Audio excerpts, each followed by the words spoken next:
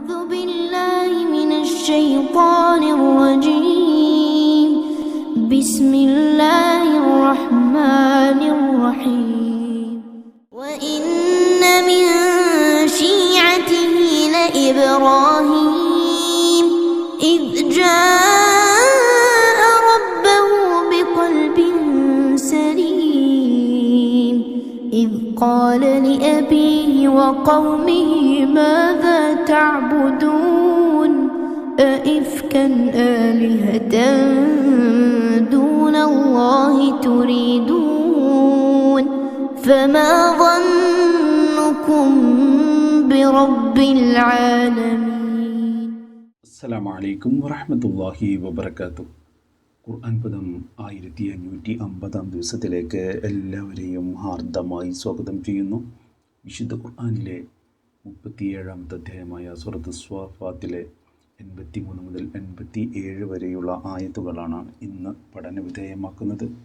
Class ആരംഭിക്കുന്നതിനായി ആദരണീയനായ doctor A.I. വിലായത്തുള്ള സാഹിബിനെ ക്ഷണിക്കുന്നു. അസ്സലാമു അലൈക്കും വറഹ്മത്തുള്ളാഹി വബറകാതുഹു. അഊദു ബില്ലാഹി മിനശ് ശൈത്വാനിർ റജീം. ബിസ്മില്ലാഹിർ റഹ്മാനിർ റഹീം.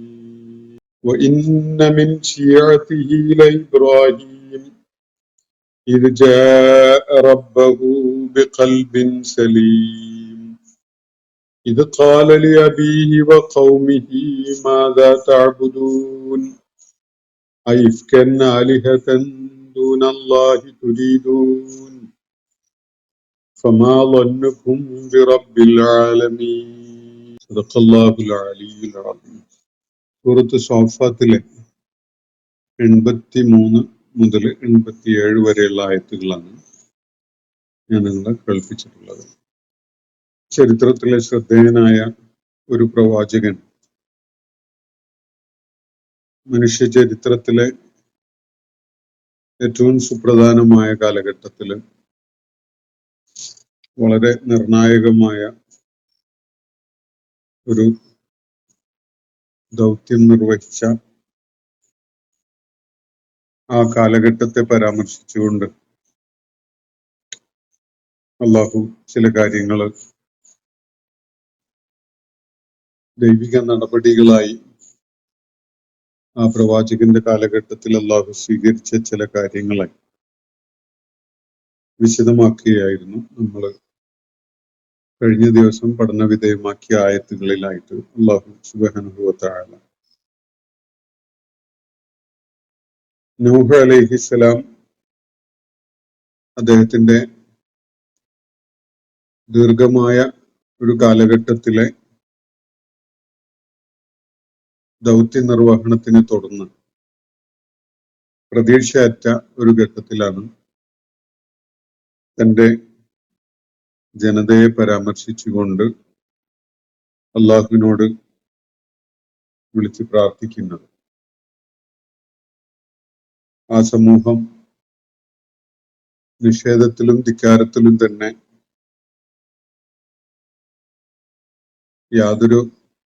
നിലപാടിലെ യാതൊരു മാറ്റവുമില്ലാത്ത വിധത്തിൽ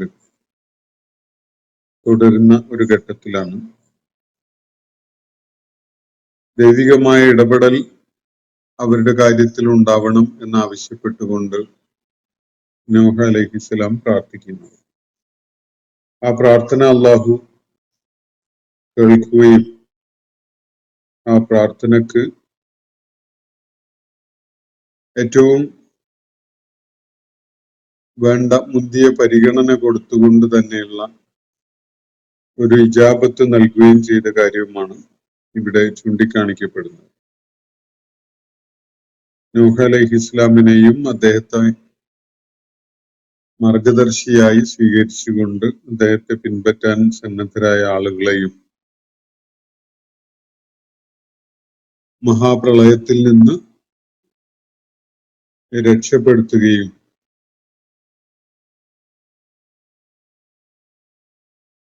പ്രളയാനന്തര കാലത്ത് അദ്ദേഹത്തിന്റെ പിന്മുറക്കാരായി വന്ന അദ്ദേഹത്തിന്റെ സന്തതികളും അദ്ദേഹത്തോടൊപ്പം നിലകൊള്ളുകയൊക്കെ ചെയ്തവരുടെ പിന്മുറക്കാരെ ഭൂമിയുടെ അനന്തരാവകാശികളാക്കി മാറ്റിയ കാര്യവും അള്ളാഹുവിടെ ചൂണ്ടിക്കാണിക്കുകയുണ്ടായി. ജനതതികളുടെ ചരിത്രത്തിൽ തന്നെ അദ്ദേഹത്തിന് അള്ളാഹു വളരെ വിശിഷ്ടമായ, വളരെ ഉന്നതമായ ഒരു കീർത്തി അവശേഷിപ്പിക്കുകയും ചെയ്തു എന്ന കാര്യം അള്ളാഹുവിടെ ചൂണ്ടിക്കാണിക്കുകയുണ്ടായി. അതിനെ തുടർന്നാണ് അദ്ദേഹത്തിന്റെ അതേ ആദർശപാതയിൽ നിലയുറപ്പിച്ചവനായിരുന്നു ഇബ്രാഹിം എന്ന് പറഞ്ഞുകൊണ്ട് നമ്മൾ ഇന്ന് വായിച്ചു വെച്ചിട്ടുള്ള ആയത്തുകൾ തുടങ്ങുന്നത്. നൂഹ് അലൈഹിസ്സലാം നിലക്കൊണ്ട അതേ ശീലത്തില്, അതേ ജീവിത സരണിയിൽ, അതേ ആദർശപാതയിൽ തന്നെയായിരുന്നു ഇബ്രാഹിം അലൈഹിസ്സലാം എന്നാണ് അള്ളാഹു ഇവിടെ പ്രത്യേകം എടുത്തു പറയുന്നത്. പ്രവാചകന്മാരെല്ലാവരും തന്നെ ദൈവിക മാർഗദർശനത്തിന്റെ പാതയിലാണ് നിലകൊള്ളുകയുണ്ടായത്. ചരിത്രത്തിലെ വളരെ സുപ്രധാനമായ ഒരു ഘട്ടത്തെ പ്രതിനിധാനം ചെയ്യുന്ന വ്യക്തിയായിട്ടും ദൈവിക പ്രവാചകനായിട്ടുമാണ് നമ്മൾ നൂഹ് അലൈഹിസ്സലാമിനെ അടയാളപ്പെടുത്തുന്നത്. മറ്റൊരു ഘട്ടത്തിൽ പ്രളയാനന്തര ലോകത്ത് ഒരുപക്ഷെ നൂറ്റാണ്ടുകൾ തന്നെ പിന്നിട്ടതിന് ശേഷമാവാം, സഹസ്രാബ്ദങ്ങൾ തന്നെ കഴിഞ്ഞു പോയിട്ടുണ്ടാവാം, ഇബ്രാഹിം അലൈഹിസ്സലാമിന്റെ കാലമാവുമ്പോഴേക്ക്. പക്ഷെ നൂഹ് അലൈഹിസ്സലാം ഏതൊരു ആദർശ പാതയിലാണോ നിലയുറപ്പിച്ചിരുന്നത്, അതേ പാതയിൽ തന്നെയാണ്, അതേ തെളിമയുള്ള ആദർശശുദ്ധിയുടെ മാർഗത്തിൽ തന്നെയാണ് ഇബ്രാഹിം അലൈഹിസ്സലാമും നിലകൊള്ളുകയുണ്ടായത് എന്നാണ് അള്ളാഹു ഇവിടെ പ്രത്യേകമായിട്ട് ചൂണ്ടിക്കാണിക്കുന്നത്. വഇന്ന മിൻ ശിയാതിഹി ഇബ്രാഹിം. ശിയാതിഹി എന്ന് ഉള്ള പ്രയോഗം സൂചിപ്പിക്കുന്നത് നൂഹ് അലൈഹി ഇസ്ലാമിലേക്കാണ്. എന്റെ തൊട്ടു മുമ്പുള്ള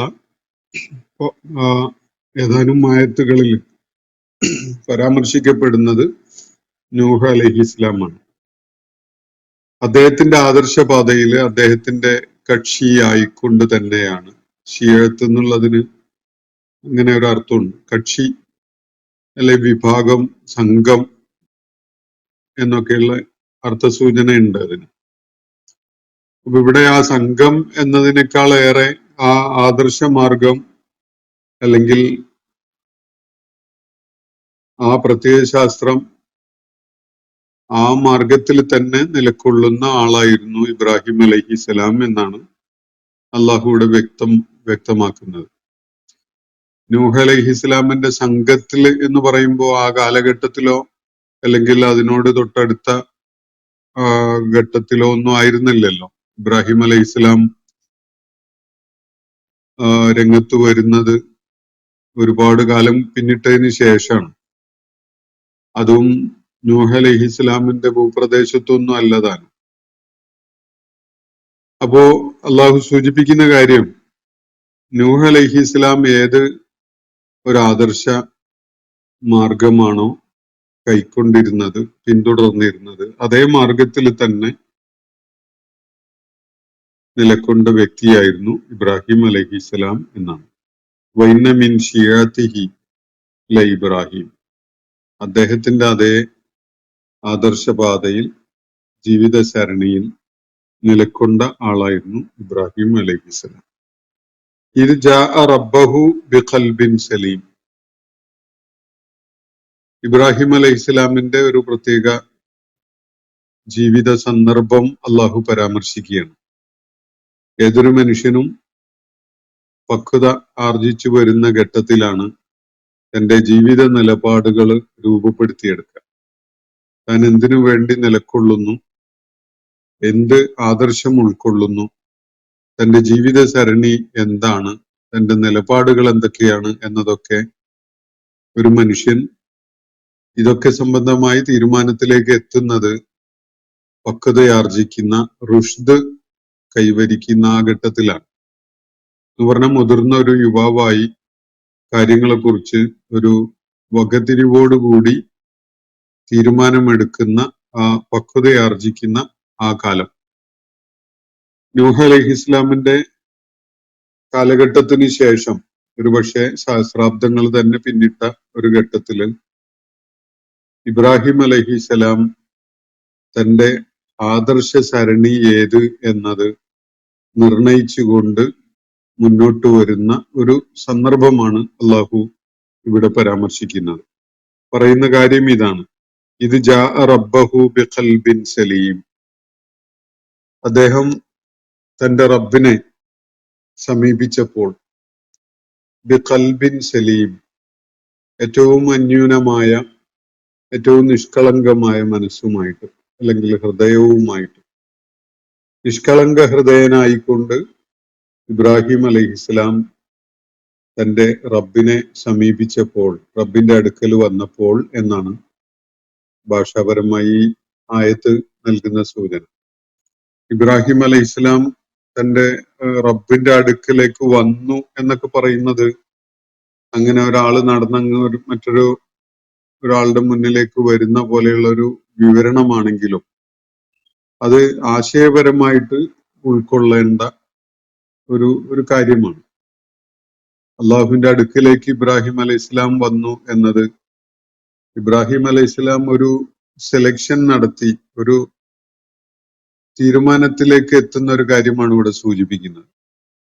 ഇറാഖിലെ ഊർ പ്രദേശത്ത് ജനിച്ച ഇബ്രാഹിം അലൈഹിസ്സലാം തന്റെ ചുറ്റുപാടും, തന്റെ മാതാപിതാക്കള്, സമൂഹം ഒന്നാകെയും അവിടുത്തെ പ്രബലരായ ആളുകളൊക്കെയും തന്നെ ബഹുദൈവാരാധകരായി, മുശ്രിക്കുകളായി ജീവിക്കുന്ന ഒരു കാഴ്ചയാണ് അദ്ദേഹത്തിന് കാണാൻ പറ്റുന്നത്.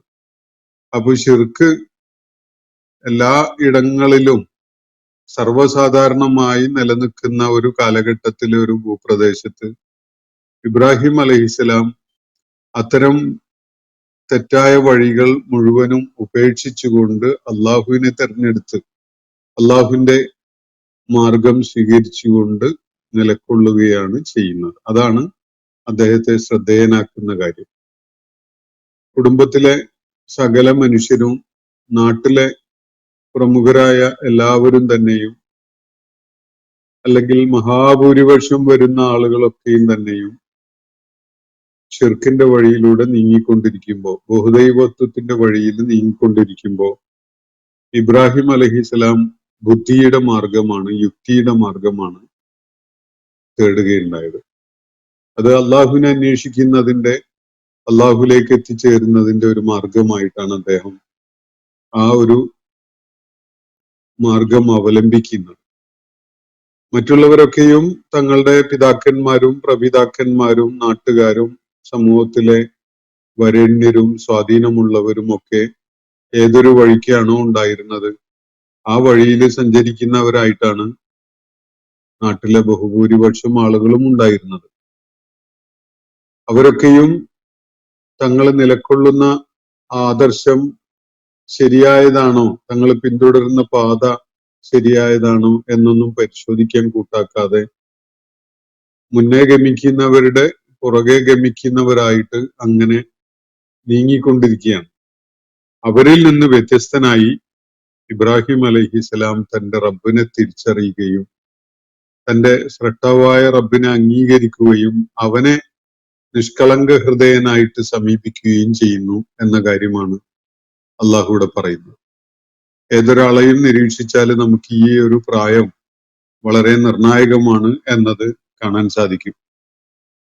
പക്വതയാർജിക്കുന്ന, പ്രായപൂർത്തി എത്തുന്ന കാര്യങ്ങളിൽ ഒരു തെളിമയോടുകൂടി ഒരു തീരുമാനം അല്ലെങ്കിൽ ഒരു നിലപാട്, ഒരു ജീവിത സരണിയൊക്കെ തീരുമാനിക്കുന്നതിന് വേണ്ടി ഒരാള് മാനസികമായി സജ്ജമാവുന്ന ഒരു പ്രായമുണ്ട്. സാധാരണഗതിയിൽ സ്വന്തത്തെക്കുറിച്ചും തന്റെ ഉത്ഭവത്തെക്കുറിച്ചും തനിക്കൊരു സ്രഷ്ടാവുണ്ടെങ്കിൽ ആ സ്രഷ്ടാവിനെ കുറിച്ചും ഒക്കെ മനസ്സിലാക്കണം എന്ന് തീരുമാനിച്ച് ഒരു ആദർശപാത തെരഞ്ഞെടുക്കുന്ന ഒരു സന്ദർഭം. ഇബ്രാഹിം അലൈഹിസ്സലാം യുവാവായിരിക്കെ കാര്യങ്ങളെക്കുറിച്ച് വ്യക്തതയോടുകൂടി എല്ലാം മനസ്സിലാക്കിക്കൊണ്ടിരുന്ന ഘട്ടത്തിലാണ് ഈ ഒരു തിരിച്ചറിവ് ഉൾക്കൊണ്ടുകൊണ്ട് അദ്ദേഹം തന്നെ സൃഷ്ടിച്ചവനായ റബ്ബിന്റെ അടുക്കലേക്ക് നീങ്ങാം എന്ന് വെക്കുന്നത്. അത് നിഷ്കളങ്ക ഹൃദയനായിക്കൊണ്ടാണ്. എന്ന് പറഞ്ഞാൽ അദ്ദേഹത്തെ താല്പര്യങ്ങൾ പിടികൂടിയിട്ടില്ല എന്നർത്ഥം. ഭൗതിക ജീവിതവുമായി ബന്ധപ്പെട്ടുകൊണ്ടോ മറ്റോ ഉള്ള ഒരു താല്പര്യവും അദ്ദേഹത്തിന്റെ തീരുമാനങ്ങളെ സ്വാധീനിക്കുന്നതായിട്ട് ആ ഘട്ടത്തില് കടന്നുകൂടിയിട്ടുണ്ടായിരുന്നില്ല മനസ്സിൽ. മനസ്സ് വളരെ നിഷ്കളങ്കമായിരുന്നു. ഖൽബ് സലീമായ അവസ്ഥയിലാണ്, ന്യൂനതയില്ലാത്ത അവസ്ഥയിലാണ്. ഖൽബ് മരീലുമാകാം സലീമുമാകാം. ആതുരമായ രോഗാതുരമായ അവസ്ഥയിലേക്ക് മനസ്സ് ചെന്നപ്പെടുന്ന ഒരു സാഹചര്യമുണ്ട്. അതേപോലെ മനസ്സ് വളരെ നിഷ്കളങ്കമായി എല്ലാ രോഗങ്ങളിൽ നിന്നും മുക്തിയുള്ള അവസ്ഥയിൽ നിലകൊള്ളുന്ന കഴിയുന്ന ഒരവസ്ഥയുണ്ട്. മനുഷ്യന്റെ ജന്മസിദ്ധമായി അള്ളാഹു നൽകിയിട്ടുള്ള പ്രകൃതം, ഫിത്രത്ത്, ശുദ്ധമായ പ്രകൃതമാണ്. ശുദ്ധ പ്രകൃതത്തില് ഏകനായ സൃഷ്ടാവിനെ ഉൾക്കൊള്ളുക എന്നത് വളരെ എളുപ്പമാണ്. ചെറിയ പ്രായത്തിൽ കുട്ടികൾക്ക് ഏറ്റവും ലോജിക്കലായിട്ട് അനുഭവപ്പെടുന്ന ഒരു കാര്യമാണ് സൃഷ്ടാവായ റബ്ബിനെ കുറിച്ച് വളരെ ലളിതമായിട്ട് നമ്മൾ പറഞ്ഞു കൊടുക്കുന്ന കാര്യം. എന്നാൽ മുതിർന്നു വരുമ്പോ പല താല്പര്യങ്ങളുടെയും ആളുകളായി മാറുമ്പോഴാണ് ആളുകൾക്ക് ഇത് സംബന്ധമായിട്ട് ഒരുപാട് അവ്യക്തതയുള്ള പോലെ അനുഭവപ്പെടുന്നതും വലിയ ആശയക്കുഴപ്പങ്ങളിൽ അവരകപ്പെടുന്നതും ഒക്കെ. അത് കേവലം ബുദ്ധിപരമായ അന്വേഷണം മാത്രം ആശ്രയിച്ചുകൊണ്ട് ഉണ്ടാകുന്നതല്ല യഥാർത്ഥത്തിൽ ഈ ആശയക്കുഴപ്പവും ഇത്തരം സങ്കീർണതകളും ഒന്നും തന്നെ. അത് അവരുടെ മനസ്സ് മലിനമായതിന്റെ കൂടി കാരണമായിട്ട് സംഭവിക്കുന്നതാണ്. മനസ്സ് അല്ലെങ്കിൽ ഹൃദയം മലിനമാകാൻ പല കാരണങ്ങളുണ്ട്. അള്ളാഹുവിനോടുള്ള ധിക്കാരം കാണിച്ച് ജീവിക്കുന്ന ഒരു രീതി പിന്തുടർന്നു തുടങ്ങിയാൽ മനസ്സ് മലിനാവും. അത് അള്ളാഹുവിന്റെ ഏകത്വത്തിന് പകരം വ്യാജ ദൈവങ്ങളെയൊക്കെ ആരാധിക്കുന്ന അല്ലെങ്കിൽ അധികാരികളെ ഗൗനിച്ചുകൊണ്ട് അവർക്ക് വിധേയപ്പെട്ടുകൊണ്ട് നിലകൊള്ളുന്ന അല്ലെങ്കിൽ ചില താല്പര്യങ്ങൾക്ക് വേണ്ടി നമ്മുടെ നിലപാടുകളെ രൂപപ്പെടുത്തുന്ന അല്ലെങ്കിൽ നിലപാടുകളെ മയപ്പെടുത്തുകയോ കടുപ്പമുള്ളതാക്കുകയോ ഒക്കെ ചെയ്യുന്ന ഇങ്ങനെ പല പ്രക്രിയകളിലൂടെയുമായിട്ട് മനുഷ്യന്റെ മനസ്സ് മലിനമായി മാറും. സത്യത്തിനോട് മാത്രം കാണിക്കേണ്ട പ്രതിബദ്ധത എന്നൊരു സംഗതി മറന്നുപോയി പല താല്പര്യങ്ങളുടെയും പേരില് പലതിനെയും ഗൗനിക്കുന്ന, പലതിനും വിധേയത്വം നൽകുന്ന ഒരു നിലപാടിലേക്ക് മനുഷ്യരെത്താറുണ്ട്. ആ ഘട്ടത്തില് യഥാർത്ഥത്തിൽ സംഭവിക്കുന്നത് അവന്റെ കളങ്കരഹിതമായ ന്യൂനതയില്ലാത്ത ഹൃദയം അല്ലെങ്കിൽ ന്യൂനതയില്ലാത്ത മനസ്സ് അവന് നഷ്ടപ്പെടുക എന്നതാണ്. മനസ്സ് മലിനമാകും. മനസ്സ് മലിനമായ ഒരവസ്ഥയില് ഹഖിന്റെ മാർഗം, സത്യമാർഗം, ഹിദായത്ത് അംഗീകരിക്കാനോ ഉൾക്കൊള്ളാനോ സാധിക്കാത്ത ഒരവസ്ഥയിലേക്ക് ഒരാള് പരിവർത്തിതമാകും. ഇത് ഓരോരുത്തരും ഓരോ വിഷയങ്ങളിലും സ്വീകരിക്കുന്ന നിലപാടും അക്കാര്യത്തില് അവൻ രൂപപ്പെടുത്തുന്ന അവന്റെ താല്പര്യം എന്ത് എന്നതൊക്കെ തീരുമാനിക്കുന്നതൊക്കെ ആയിട്ട് ബന്ധപ്പെട്ടുകൊണ്ടുള്ളതാണ്. ഇബ്രാഹിം അലൈഹിസ്സലാം ഒരു പിഞ്ചു പൈതലിന്റെ നിഷ്കളങ്കതയോടുകൂടി ഒരു ന്യൂനതയില്ലാത്ത ഹൃദയത്തിന്റെ ഉടമ എന്ന നിലക്കാണ് പടച്ച തമ്പുരാനോട് സന്മാർഗം തേടുന്നത്. ഇബ്രാഹിം അലൈഹിസ്സലാം തന്റെ സൃഷ്ടാവായ റബ്ബിനോട് ബാക്കി എല്ലാ വ്യാജ ആശയങ്ങളെയും വ്യാജ ദൈവങ്ങളെയും ഒക്കെ തള്ളിക്കളഞ്ഞുകൊണ്ട് തന്നെ സൃഷ്ടിച്ചൊരു റബ്ബുണ്ടല്ലോ, ആ റബ്ബ് എനിക്ക് വഴി കാണിക്കട്ടെ എന്ന വിധത്തിൽ റബ്ബിലേക്ക് മുഖം തിരിച്ചു നിന്ന ആ ഒരു മുഹൂർത്തം, ആ ഒരു സന്ദർഭം, അത് ഇതുപോലെ സമാനമായ ഒരു സന്ദർഭം ഏത് വ്യക്തിയുടെയും ജീവിതത്തിൽ ഉണ്ടാകും. പലപ്പോഴും അത് താല്പര്യങ്ങളുടെ കാരണങ്ങളാൽ അല്ലെങ്കിൽ ഹൃദയം മലിനമായതിന്റെ കാരണത്താലൊക്കെ അത് ശ്രദ്ധിക്കപ്പെടാതൊക്കെ പോകുന്നതാണ് പലരുടെയും കാര്യത്തിൽ. എല്ലാ സ്വബോധമുള്ള ആൾക്കും ഇങ്ങനെ ഒരു ഘട്ടം ജീവിതത്തിൽ ഉണ്ടാവും. ചിലരതിനെ ഊതിക്കാച്ചിയെടുത്ത് അത് നല്ല തിളക്കമുള്ള കരുത്തുള്ള ഒരു സംഗതിയാക്കി മാറ്റും. വേറെ ചിലര് അതിനെ ഒഴിച്ചു മൂടിക്കളയും. അതുകൊണ്ട് യാതൊരു വിധത്തിലുള്ള പ്രയോജനവും ഇല്ലാത്ത വിധത്തിലാക്കി അതിനെ മാറ്റിക്കളയും ചിലര്. അപ്പൊ ഇവിടെ ഇബ്രാഹിം അലൈഹി ഇസ്ലാമിന്റെ കാര്യത്തിൽ അള്ളാഹു പറയുന്നത് ഇത് ജാ റബ്ബഹു ബിഖൽബിൻ സലീം. ഇബ്രാഹിം അലൈഹി ഇസ്ലാം തന്റെ റബ്ബിനെ സമീപിക്കുന്നു. ബിഖൽബിൻ സലീം, ന്യൂനതയില്ലാത്ത ഹൃദയവുമായിട്ട്, തെളിഞ്ഞ മനസ്സുമായിട്ട്, നിഷ്കളങ്കമായ മനസ്സുമായിട്ടാണ് ഇബ്രാഹിം അലൈഹി ഇസ്ലാം റബ്ബിനെ തേടുന്നത്, റബ്ബിനെ സമീപിക്കുന്നത്. റബ്ബിനെ സമീപിക്കുക എന്ന് പറഞ്ഞാൽ റബ്ബിന്റെ അടുത്തേക്ക് നടന്നു പോവുക എന്നൊന്നുമല്ല. മനുഷ്യൻ താല്പര്യപ്പെടുന്നുവെങ്കിൽ തന്റെ റബ്ബിനെ ഹൃദയത്തോട് ചേർത്ത് വെച്ച് തന്നോട് വളരെ അടുത്തവനാണ് എന്ന നിലക്ക് റബ്ബിനോട് സംസാരിക്കാൻ കഴിയും. എവിടെ നിന്നുകൊണ്ടും റബ്ബിനെ തേടാൻ സാധിക്കും. ഇബ്രാഹിം അലൈഹിസ്സലാം നിർവഹിച്ചിട്ടുള്ളത് അങ്ങനെ ഒരു സംഗതിയാണ്. ജീവിത സരണി തെരഞ്ഞെടുക്കുന്ന ഘട്ടത്തിൽ പക്വതയും അതുപോലെ കാര്യബോധവും ഒക്കെ ആയ ഘട്ടത്തിൽ ഇബ്രാഹിം അലൈഹിസ്സലാം കാര്യങ്ങൾ തീരുമാനിക്കുന്നതിന്, തന്റെ ജീവിത സരണി നിർണയിക്കുന്നതിന് തന്റെ സ്രഷ്ടാവായ റബ്ബ് തനിക്ക് വഴി കാണിക്കട്ടെ എന്നാണ് തീരുമാനിക്കുകയുണ്ടായത്. അത് നിഷ്കളങ്ക ഹൃദയനായിക്കൊണ്ടാണ് അദ്ദേഹം റബ്ബിനോട് തേടുകയുണ്ടായത്. അങ്ങനെയാണ്, അതിനെ തുടർന്നാണ് ഇത് ഖാലലി അബീഹി വ ഖൗമിഹി, അദ്ദേഹം തന്റെ പിതാവിനോടും തന്റെ നാട്ടുകാരോടും തന്റെ ജനതയോടും ചില ചോദ്യങ്ങൾ ഉന്നയിക്കാൻ ഒരുമ്പെടുന്നത്. അദ്ദേഹം ഒരു തിരിച്ചറിവ് അതിനകം നേടുന്നുണ്ട്. തന്റെ റബ്ബിലേക്കാണ് അദ്ദേഹം ഇതിനകം തന്നെ തിരിഞ്ഞിട്ടുള്ളത്. മറ്റു പലതിനെയും ത്യജിച്ചുകൊണ്ട്, വ്യാജമായ പലതിനെയും കൈയൊഴിഞ്ഞുകൊണ്ട്, അതൊന്നും എന്റെ റബ്ബല്ല, എന്നെ സൃഷ്ടിച്ചവനായ ഒരു ശക്തിയുണ്ട്, അവൻ മാത്രമാണ് എനിക്ക് മാർഗദർശനം ചെയ്യേണ്ടത് എന്ന ഒരു തിരിച്ചറിവ് നേടിക്കൊണ്ടാണ് ഇബ്രാഹിം അലൈഹി ഇസ്ലാം റബ്ബിന്റെ അടുക്കലേക്ക് തിരിയുന്നതും അതിനെ തുടർന്നുള്ള ഒരു ഘട്ടത്തില് അദ്ദേഹം തന്റെ പിതാവിനോടും നാട്ടുകാരോടുമായിട്ട് ഈ ചോദ്യങ്ങൾ ഉന്നയിക്കുന്നതും.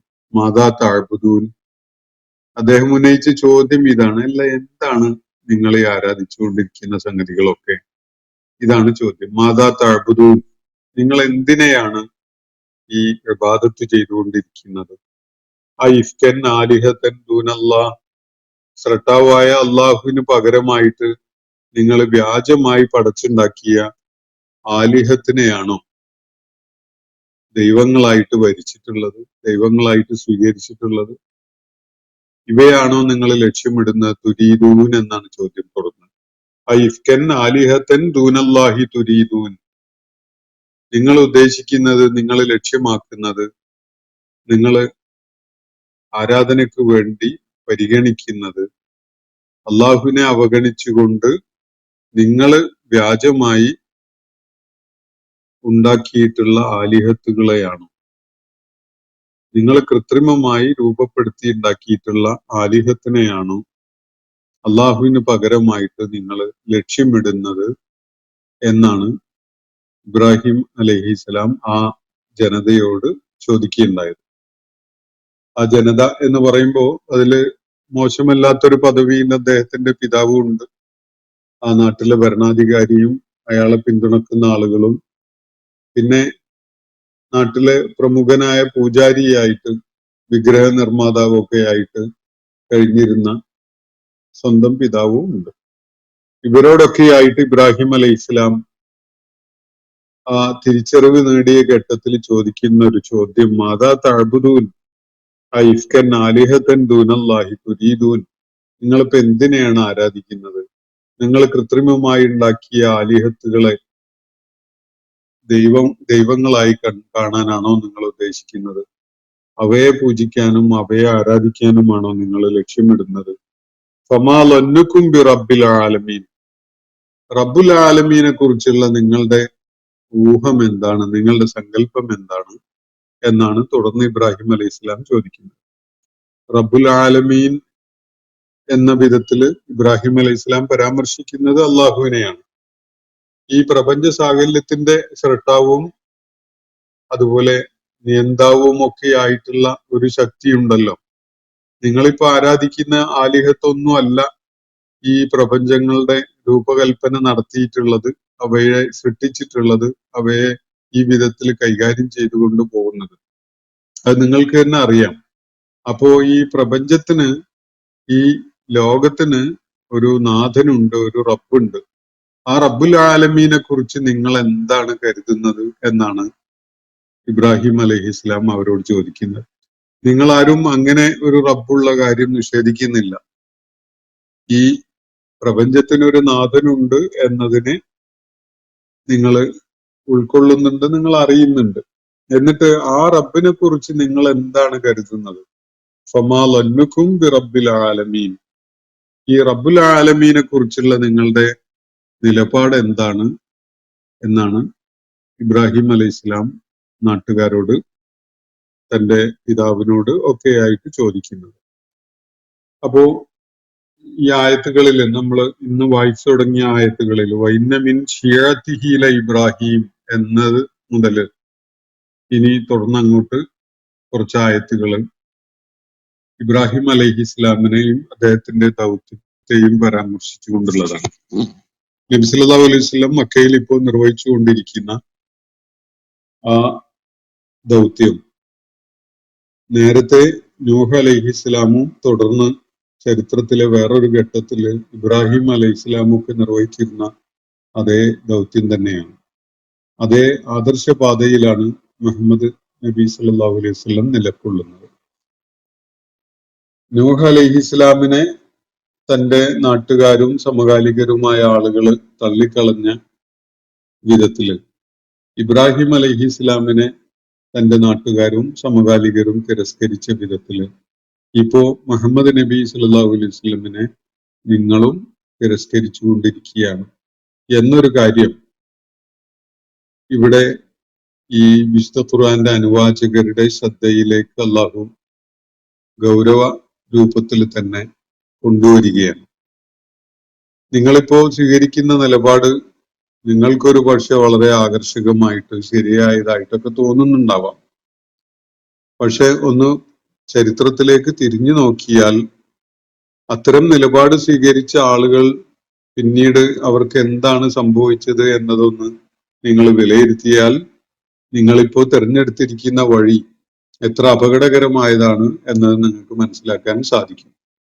ഈ ഒരു കാര്യം മക്കയിലെ വിശുദ്ധ ഖുർആന്റെ അനുവാചകരെ, നബി സല്ലല്ലാഹു അലൈഹി വസല്ലമയുടെ അഭിസംബോധിതരെ അറിയിക്കുക എന്നതാണ് അള്ളാഹു ഈ വിവരണത്തിലൂടെ നിർവഹിക്കുന്നത് എന്നത് നമുക്ക് മനസ്സിലാക്കാൻ സാധിക്കും. ഇബ്രാഹിം അലൈഹി ഇസ്ലാമുമായി ബന്ധപ്പെട്ടുകൊണ്ടുള്ള വിവരണം വിശുദ്ധ ഖുർആനില് ധാരാളം സൂറത്തുകളിൽ അതിന്റെ വിശദാംശങ്ങളോടുകൂടി വരുന്നുണ്ട്. സൂറത്തുൽ അൻആമിലും മറിയമിലും സൂറത്തുൽ അംബിയായിലും സൂറത്തുൽ ശുഅറയിലും സൂറത്തുൽ അൻകബൂത്തിലും ഒക്കെ അദ്ദേഹം തെരഞ്ഞെടുത്ത ആദർശപാതയുമായി ബന്ധപ്പെട്ടുകൊണ്ടുള്ള വിവരണങ്ങൾ നമുക്ക് കാണാൻ സാധിക്കും. സൂറത്തുൽ ബഖറ പോലെയുള്ള സൂറത്തുകളിൽ വിശദമായിട്ട് വേറെ ചില ഘട്ടങ്ങളിൽ ഇബ്രാഹിം അലൈഹി ഇസ്ലാം നിർവഹിച്ച കാര്യങ്ങളൊക്കെ പരാമർശിക്കുന്നതും കാണാം.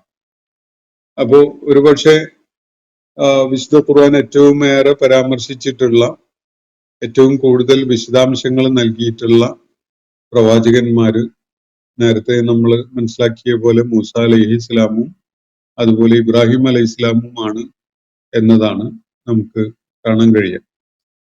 ബാക്കി പ്രവാചകന്മാര് ഒരു 23ഓളം പ്രവാചകന്മാര് വേറെയും പരാമർശിക്കപ്പെടുന്നുണ്ടെങ്കിലും ഇബ്രാഹിം അലൈഹി ഇസ്ലാമിന്റെയും മൂസ അലൈഹി ഇസ്ലാമിന്റെയും ദൗത്യ നിർവഹണത്തെ പരാമർശിച്ചുകൊണ്ട് വിശുദ്ധ ഖുർആൻ നൽകുന്ന പോലെയുള്ള വിശദാംശങ്ങളും മറ്റു പ്രവാചകന്മാരുടെ കാര്യത്തിൽ എത്രത്തോളം കണ്ടുകൊള്ളണം എന്നില്ല.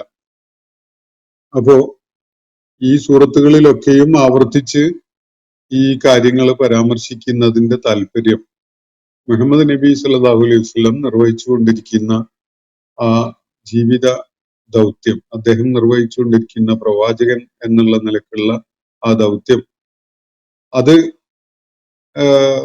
തള്ളിക്കളയുന്ന, അതിനെ തിരസ്കരിക്കുന്ന സമൂഹത്തെ സംബന്ധിച്ചിടത്തോളം അവരെ തട്ടി ഉണർത്തുന്നതിന്, അവരെ കാര്യങ്ങളെക്കുറിച്ച് ഉത്ബുദ്ധരാക്കുന്നതിന് ഏറ്റവും ഏറെ പ്രയോജനം ചെയ്യുന്ന ഒരു ചരിത്ര ഭാഗമാണ് ഇബ്രാഹിം അലൈഹി ഇസ്ലാമുമായി ബന്ധപ്പെട്ടുകൊണ്ടുള്ളത് എന്നതിനാലാണ് എന്നാണ് നമുക്ക് കാണാൻ സാധിക്കുക. ഇവിടെ അള്ളാഹുവിനെ കുറിച്ച് ഇവിടെ ഇബ്രാഹിം അലൈഹി ഇസ്ലാം അവരോട് ചോദിച്ചുവല്ലോ,